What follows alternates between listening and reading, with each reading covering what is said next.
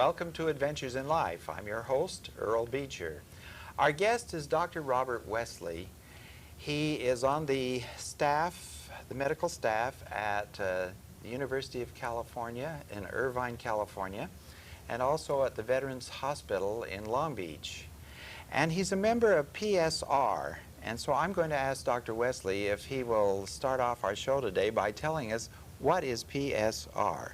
Well, PSR stands for Physicians for Social Responsibility.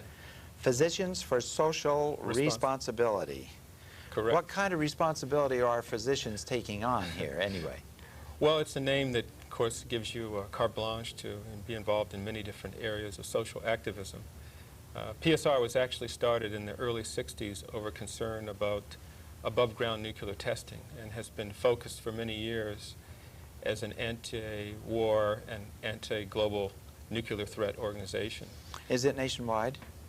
It's nationwide, but it's also a part of an international it's umbrella international organization. in scope, in other words. Yes, right. In fact, in 1985, the umbrella organization, International Physicians for the Prevention of Nuclear War, won the Nobel Prize for Peace that year. Oh, very good. I notice also you have a lapel pin, and I want to call attention to that so that you can tell us what it stands for. Well, I'm a clinical cardiologist. That's my my main mode of clinical involvement with patients. Are there other kinds of cardiologists other than clinical ones? Well, now that you mention it, there are trained cardiologists who primarily do nothing but research. So I guess there's research we could make a cardiologists. distinction. So are you one of these guys that does heart transplants? No, actually I treat abnormal rhythm disturbances as my major clinical endeavor. I see. Yeah. My father had that, and it was due to nerves rather than the heart itself, they said. And he was the first one ever to have an experimental drug that brought the heartbeat down. It was up over 300 one time and brought it down. And that was at a vet's hospital where this happened, where they were treating him. Dr. Wesley, what brings you here today? Well, our group has been very interested in confronting a major problem for this country. That is the problem of gun violence. And our medical students, both at the University of California at Irvine and nationwide, have been involved in a campaign against gun manufacturers and soon gun dealers.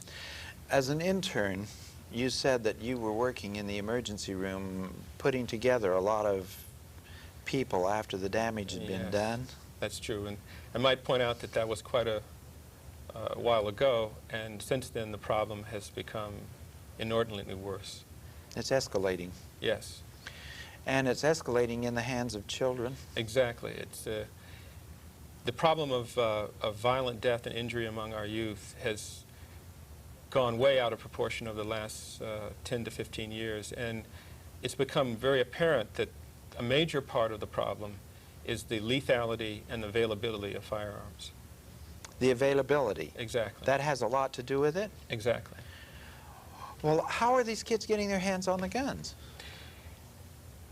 Guns are very available in society.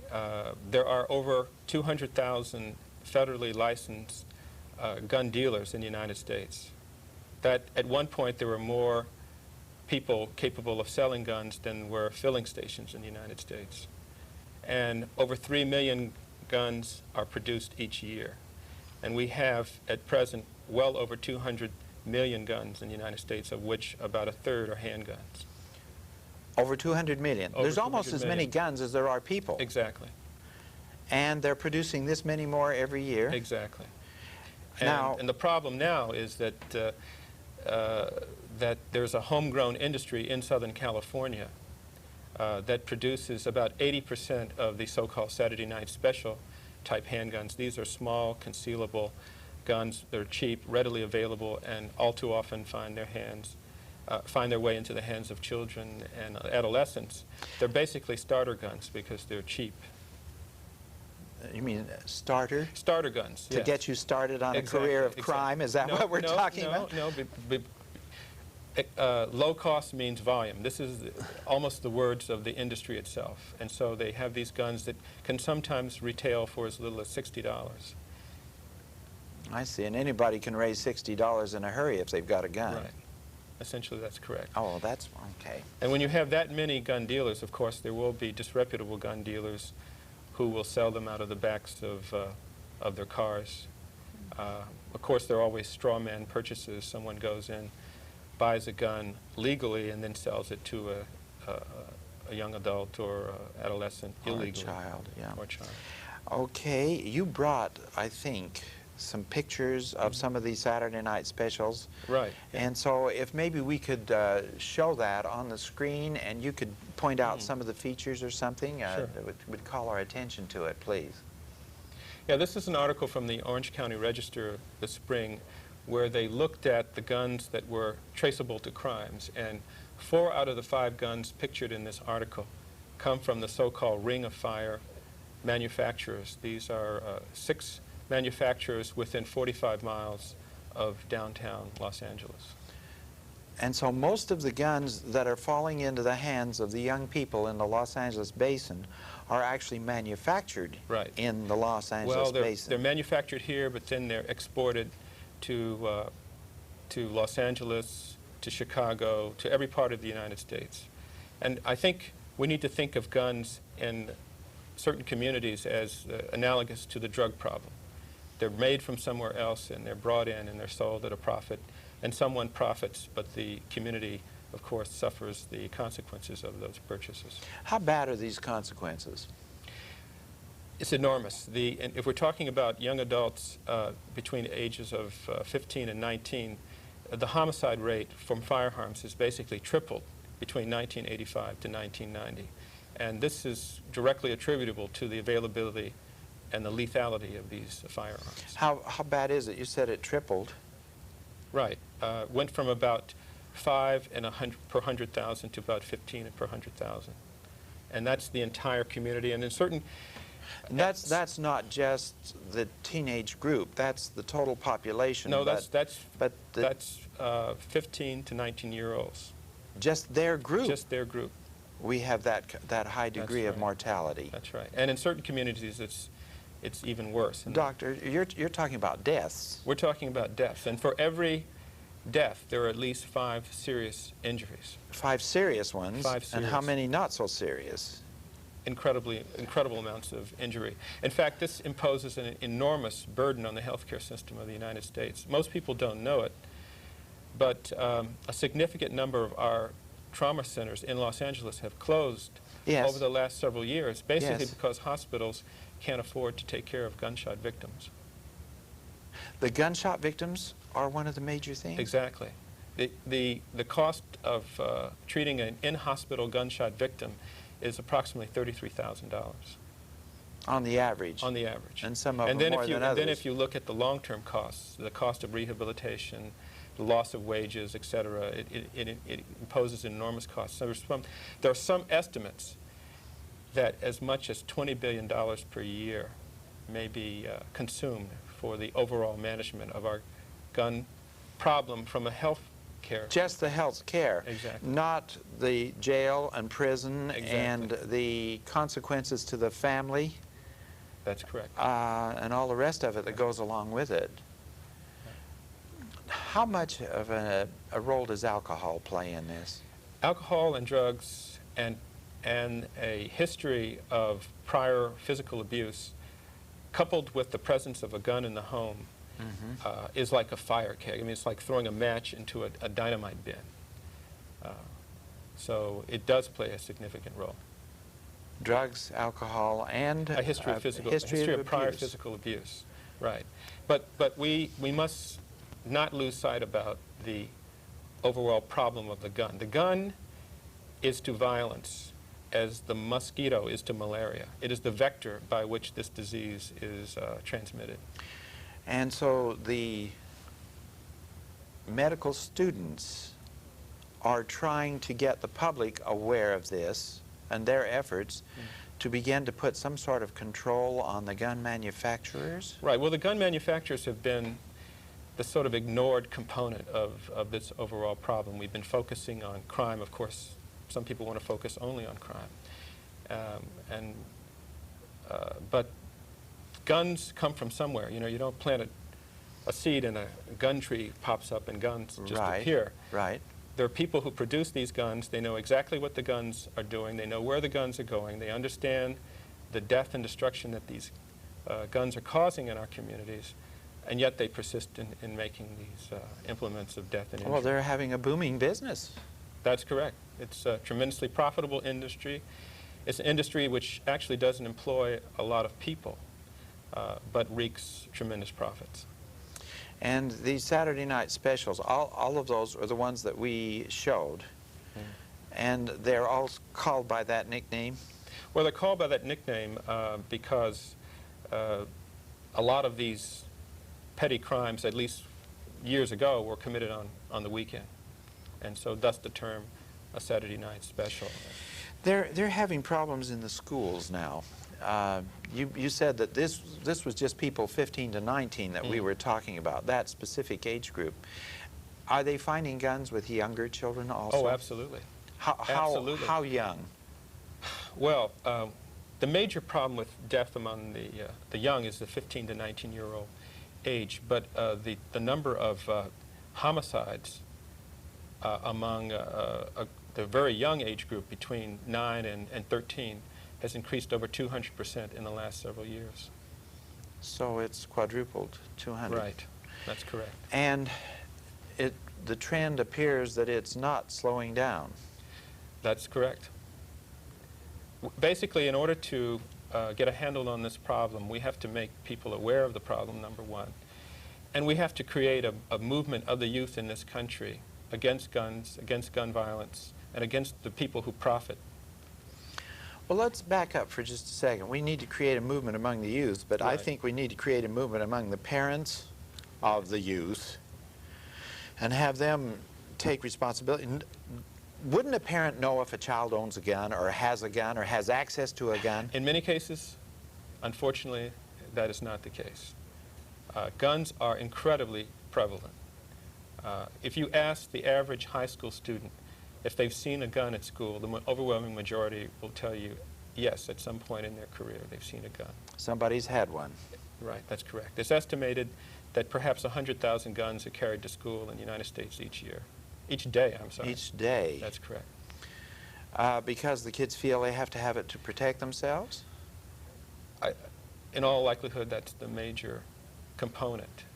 Many times these are young kids who've never committed a crime. Right. But out of a sense of helplessness, a sense of needing to have some self-protection. Lack of security, which a child needs in order to go to school and learn. They need to know they're in an atmosphere where learning is fostered, where they're given the opportunity and they don't have to worry for their life or being injured or maimed by somebody. A fellow classmate or somebody driving by or whatever. How do we clean this up, Doctor? Well, I think we need to focus attention on the people who profit.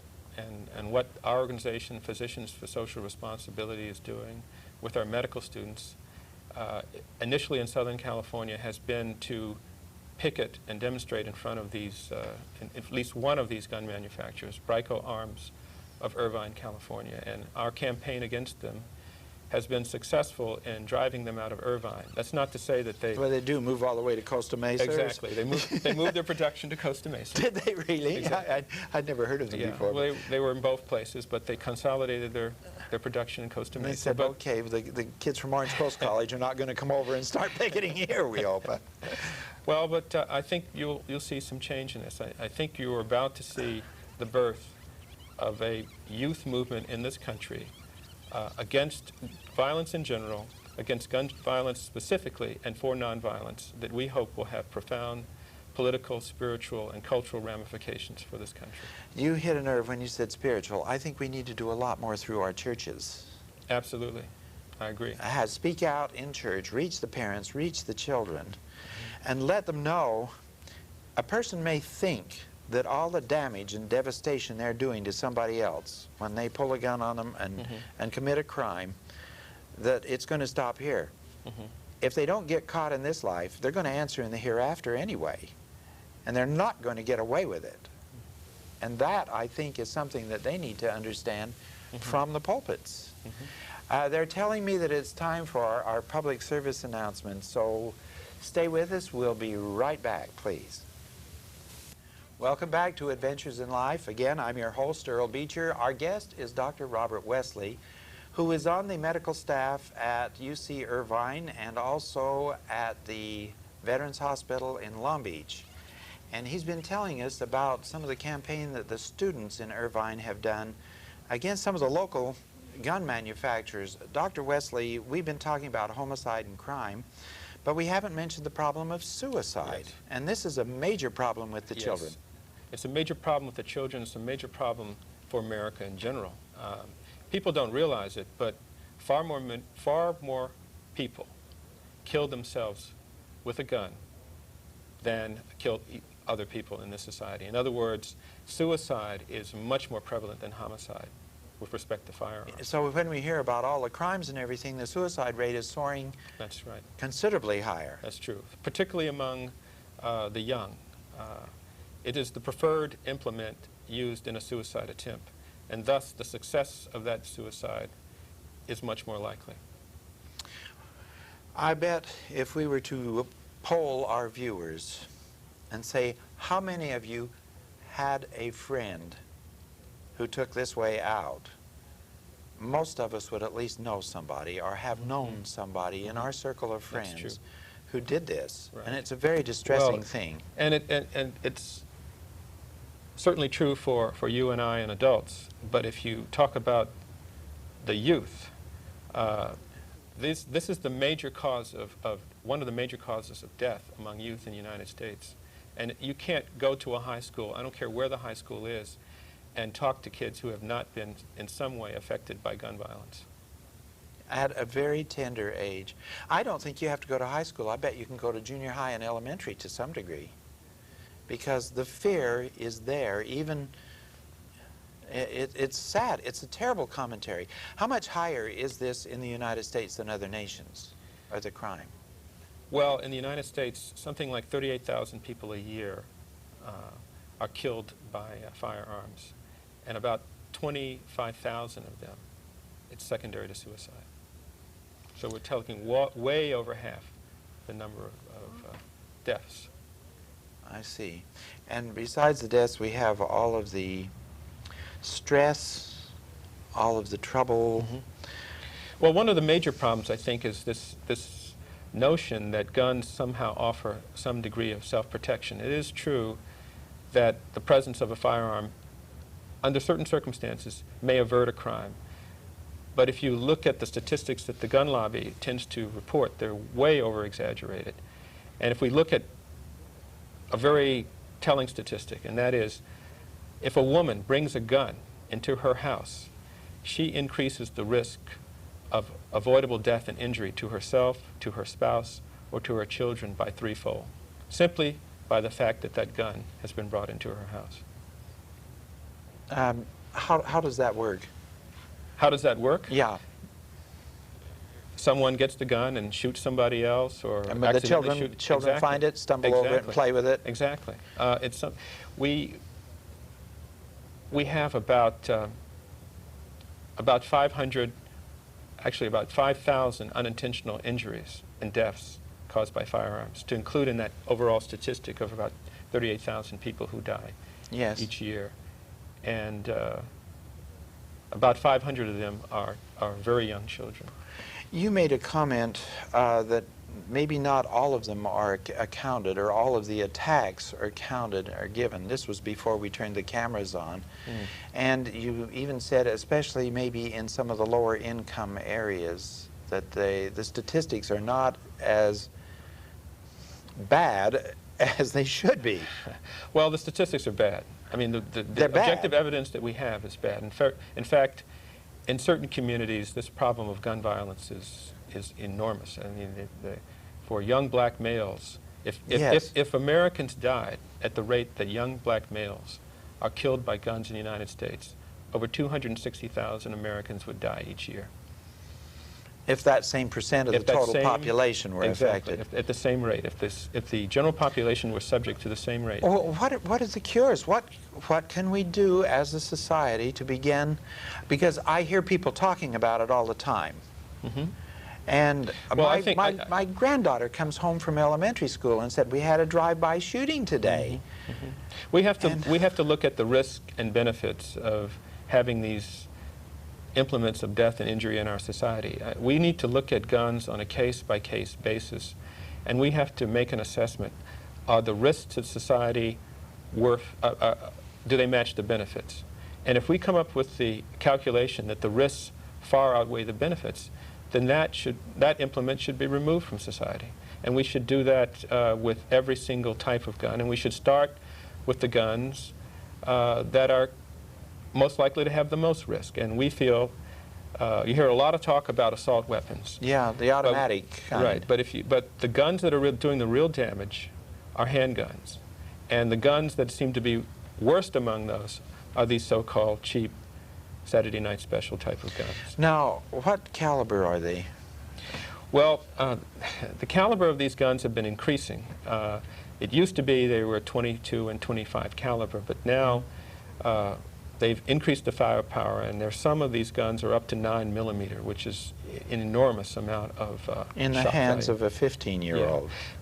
Yeah. I think the definition we would like to impose are, we feel that any gun that cannot be legally imported into the United States should not be produced domestically. And that would essentially wipe out the Saturday night special industry in Southern California. Now, you mentioned one manufacturer who's used to be located in Irvine. Where are the others? Do you know what cities they're in?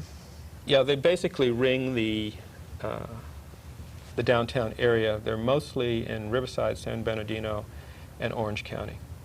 They're toward the south and the east. Toward the south and the east. But they're all within 50 miles of downtown L.A. And, well, all right, what can we do, what can we say on this show that would be helpful to the public? What kind of information can people, we will give a phone number at the end of the show where somebody can call for information. It will be the number of our co-producer, Elizabeth Calder, and she can forward it to your group. But is there a message, or is there literature or something that we could help to begin to get people to understand the problem and to deal with it? Well, there are a number of very active socially conscious organizations that have been dialoguing with PSR on a national basis to grapple with this problem. At the risk of not omitting some of them, those include the Children's Defense Fund, the Southern Christian Leadership Conference, Handgun Control Incorporated, the Coalition to Stop Gun Violence, Physicians for Violence-Free Society, and Peace Action, which used to be called Sane Freeze, and PSR. We're in the process of trying to craft a national strategy to confront this problem with both on a legislative basis as well as raising general awareness in the public and giving the public new methods of trying to confront this problem, basically by focusing attention on the gun manufacturers and the gun dealers, focusing on the people who profit. Yes, and when the people who profit, it would be nice to be able to bring some of them in here and interview them, I should think, and show their faces on television and say, do you really appreciate what you're doing to our schools, to our children, the suicides, the homicides, etc.? Is it worth it? And see what they say. That'd be fun. Do you suppose we could arrange that? I would certainly encourage you to try. I'd try and see what we could do, yeah.